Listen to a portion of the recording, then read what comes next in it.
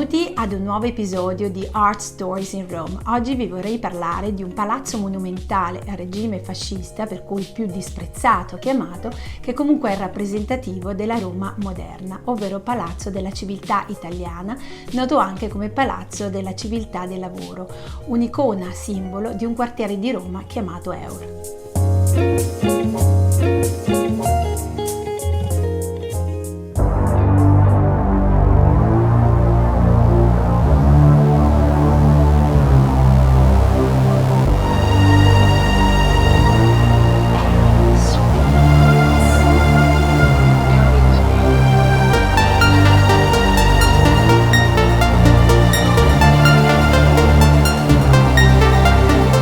L'edificio ha questa struttura quadrata inconfondibile ed è questo il motivo per cui i romani lo chiamano il Colosseo quadrato, un colosseo moderno dalle forme più spigolose e lontano dal centro storico della città.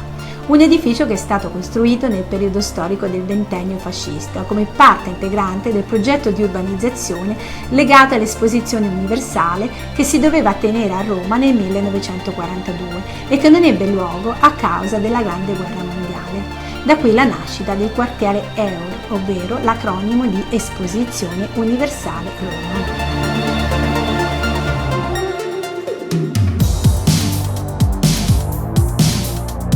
Il governo italiano decide di cogliere l'opportunità per celebrare in questa data non solo il ventennio fascista, ma anche per sistemare contemporaneamente il progetto di urbanizzazione della città che correva lungo l'asse viario e portava direttamente al mare. Il palazzo fu progettato dagli architetti Guerrini, La Padula, Romano nel 1937, ma i lavori furono avviati dopo l'approvazione dell'architetto Marcello Piacentini, che era l'urbanista del regime per eccellenza.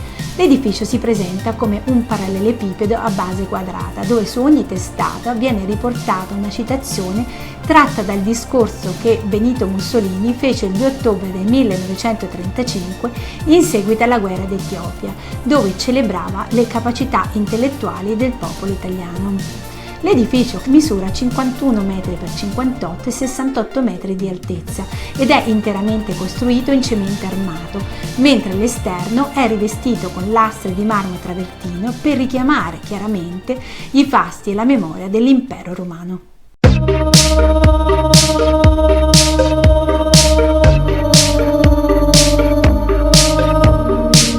Il palazzo fu voluto direttamente da Benito Mussolini ad immagine del Colosseo ed è questo il motivo per cui nella facciata troviamo 6 file di archi ed ogni fila è costituita da 9 archi, in maniera tale da poter contenere il numero delle lettere del nome e del cognome di Benito Mussolini in orizzontale e in verticale.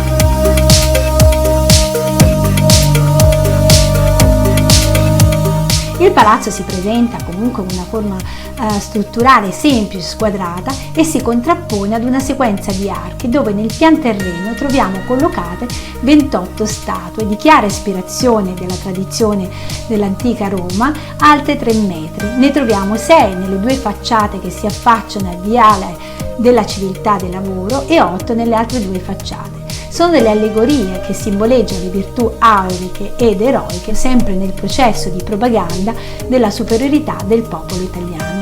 Per cui troviamo le statue che simboleggiano l'ordine sociale, come l'agricoltura, l'industria, il genio politico, così come le allegorie che simboleggiano i mestieri o dei talenti particolari. Mentre ai lati del palazzo troviamo 4 statue equestri del Dioscuri realizzati da Morbiducci e Fecci.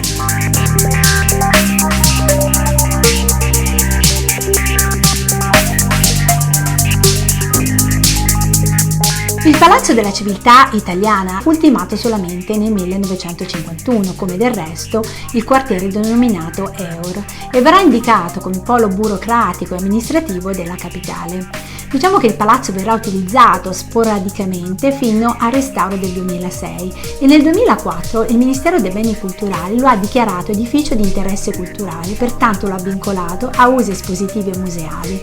E dal 2013 e per tutto il 2028 è concesso in affitto al gruppo di alta moda Fendi.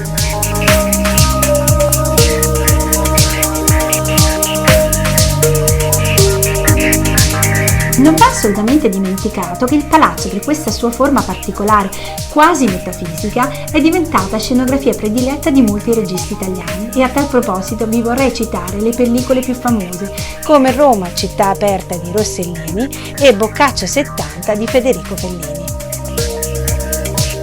Un popolo di poeti, di artisti, di eroi, di santi, di pensatori, di scienziati, di navigatori, di trasmigratori.